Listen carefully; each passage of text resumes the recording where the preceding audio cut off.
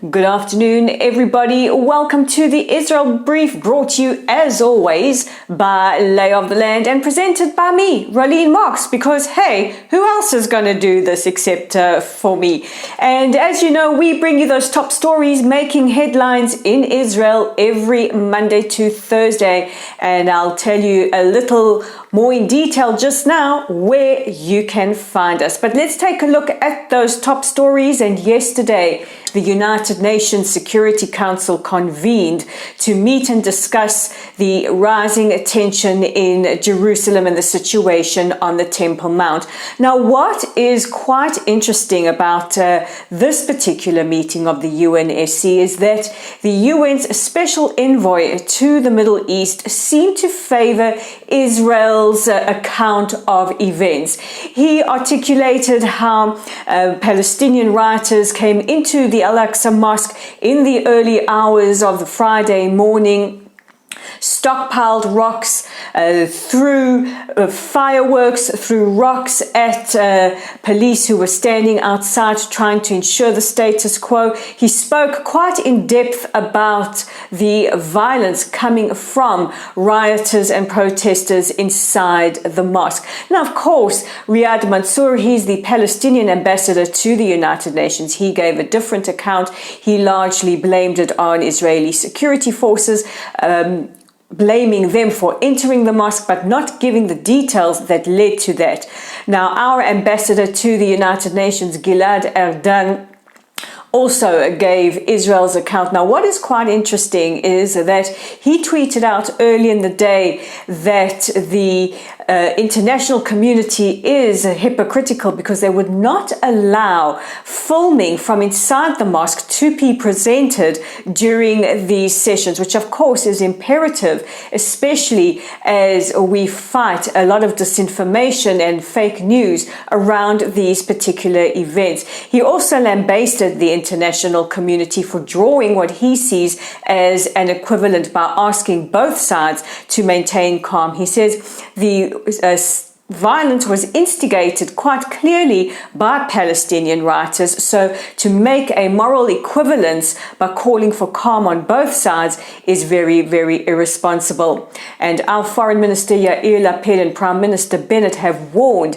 against fake news and disinformation that are being shared on social media and other networks around the issues on the Temple Mount.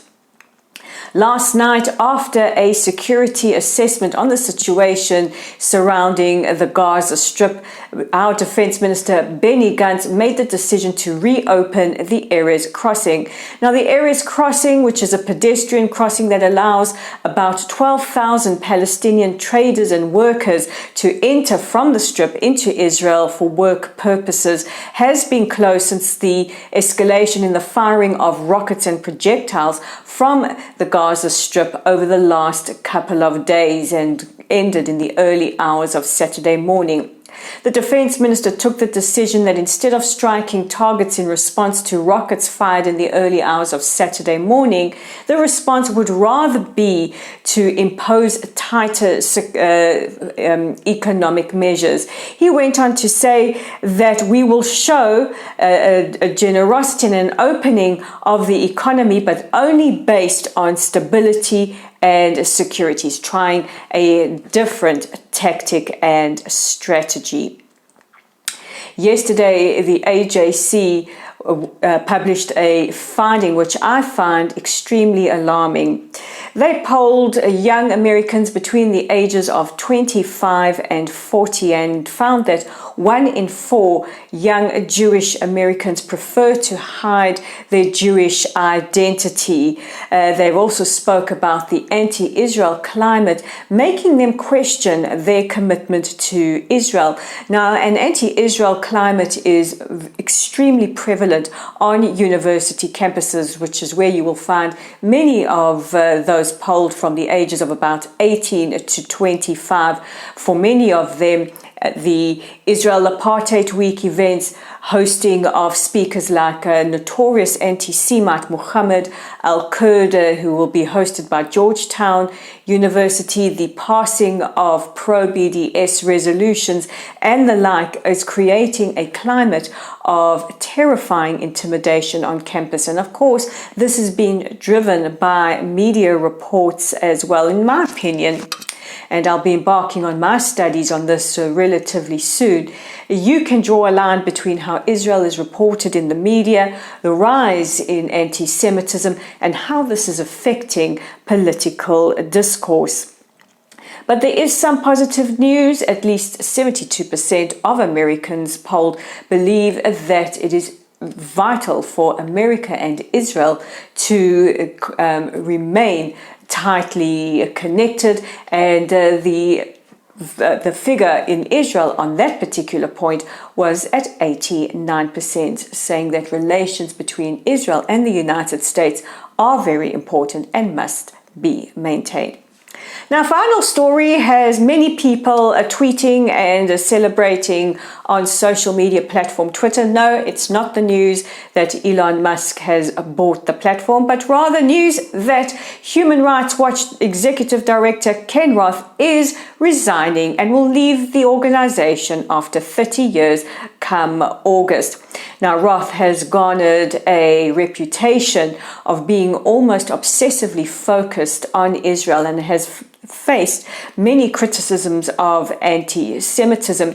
It was found last year in an informal investigation that at least 75% of his tweets focused specifically on the Jewish state. And Gerald Steinberg, the executive director of NGO Monitor, has said that Roth over the years has taken the language of human rights to distort the facts on the ground in terms of Israel.